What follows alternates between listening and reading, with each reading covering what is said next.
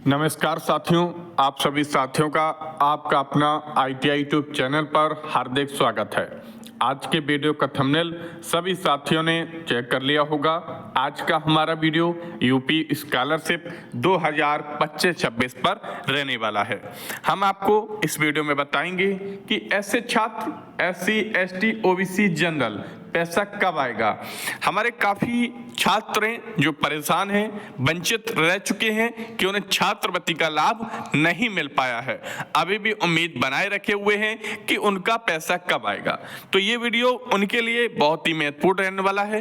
कल विभागीय ग्रुप के माध्यम से हमें एक बहुत बड़ी अपडेट सेकेंड इंस्टॉलमेंट की, फर्स्ट इंस्टॉलमेंट की प्राप्त हुई है, जो कि आपके लिए बहुत ही लाभकारी रहने वाली है।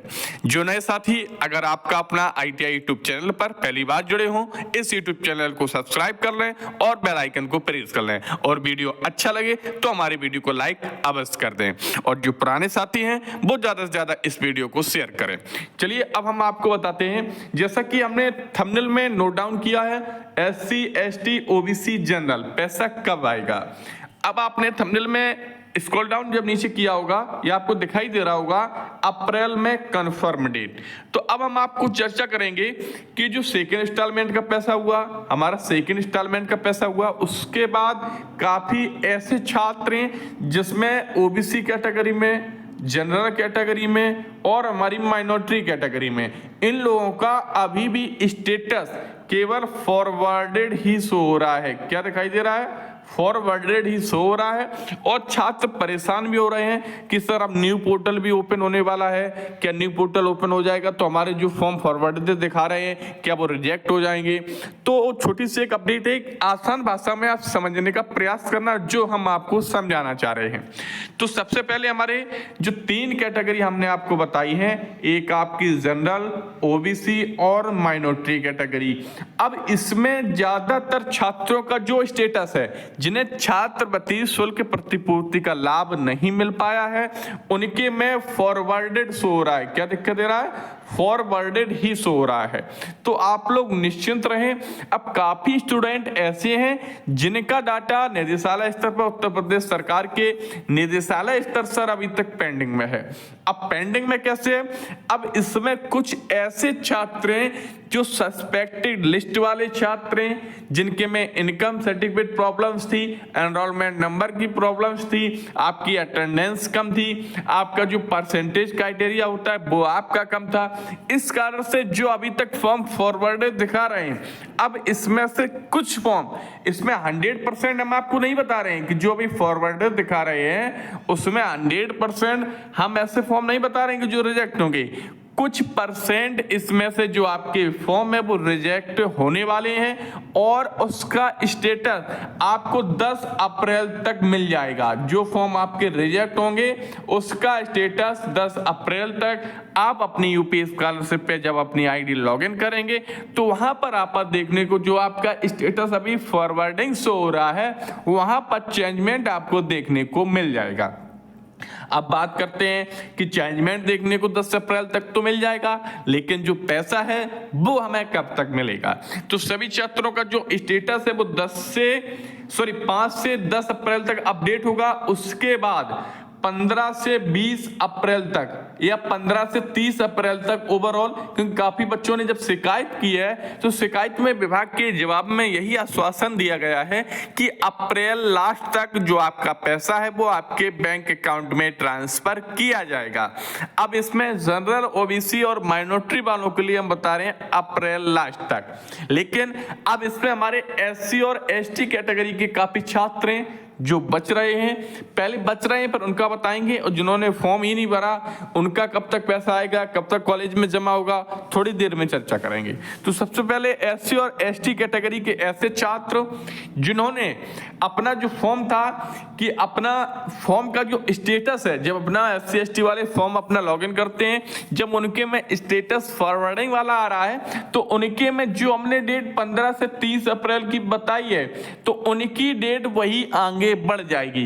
अप्रैल मई जून लगातार 3 महीने में एक आपका अप्रैल में पैसा भेजा जाएगा, उसके बाद आपका मई में पैसा भेजा जाएगा, उसके बाद आपका जून में भी जो है पैसा भेजा जाएगा एससी और एसटी कैटेगरी का।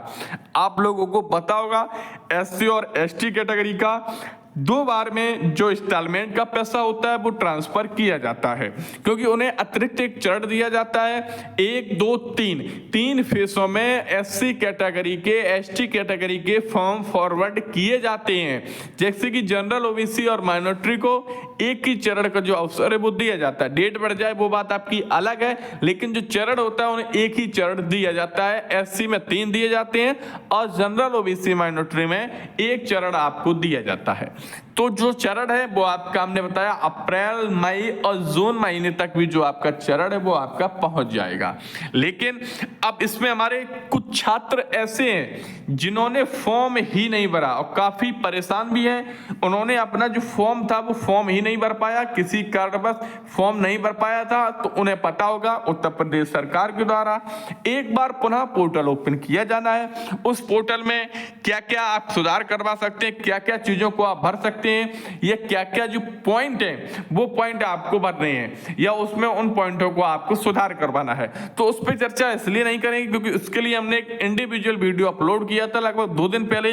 तो वहां पर आप देख पाएंगे कि जो न्यू पोर्टल ओपन होने वाला है उस पोर्टल में क्या क्या आप भर सकते हैं। अगर आपका फॉर्म नहीं भरा है तो आपको क्या करना है, अगर आपका फॉर्म भर चुका है फाइनल सबमिट नहीं हुआ तो आपको क्या करना है, अगर आपके कॉलेज के यूनिवर्सिटी से आपका जो कॉलेज है वो वेरीफाई नहीं हुआ है तो आपको क्या करना है। कुल मिलाकर उसमें 6 से 7 पॉइंट हमारे ऐसे हैं जो कि सभी छात्रों की समस्या से रिलेटेड हैं। 6 से 7 पॉइंट। तो आप उस वीडियो को देखिए, समझिए, उसमें एक आसान भाषा में आसान तरीके से हमने समझाने का प्रयास किया है। कुल मिलाकर वीडियो में जो थंबनेल में हमने आपको बताया था कि अप्रैल में पैसा आएगा कि नहीं आएगा, हाँ अप्रैल में पैसा जरूर आएगा, छात्र हमारे इंतजार करें। इसके साथ साथ भी सभी छात्रों को हर वीडियो में एक हम नोटेड पॉइंट बताते हैं। अपने बैंक अकाउंट को आप एक्टिवेट रखें, कोई ऐसी कमी नहीं होनी चाहिए जो आपके स्तर से पेंडिंग रह जाए, क्योंकि हमारा प्रयास रहता है अवेयरनेस करना। जो साथी हमारे साथ जुड़े हुए हैं या जो नए साथी हमारे साथ जुड़ रहे हो उन्हें कोई ऐसी समस्या ना हो कि उन्हें छात्रवृत्ति का लाभ ना मिल पाए।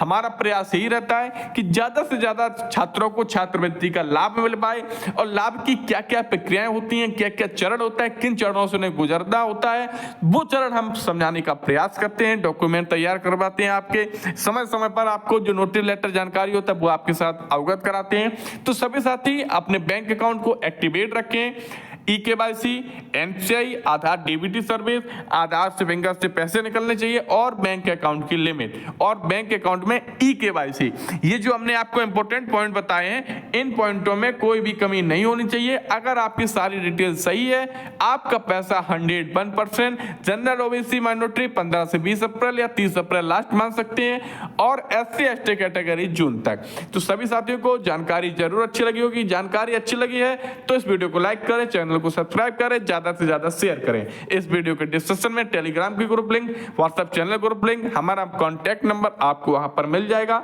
आप इन दोनों ग्रुपों में ऐड होकर अपनी समस्या का हल स्क्रीनशॉट भेजकर अपनी बात को लिखकर करवा सकते हैं। तो सभी साथियों का एक बार पुनः आपका अपना ITI यूट्यूब चैनल पर जुड़ने के लिए बहुत बहुत धन्यवाद।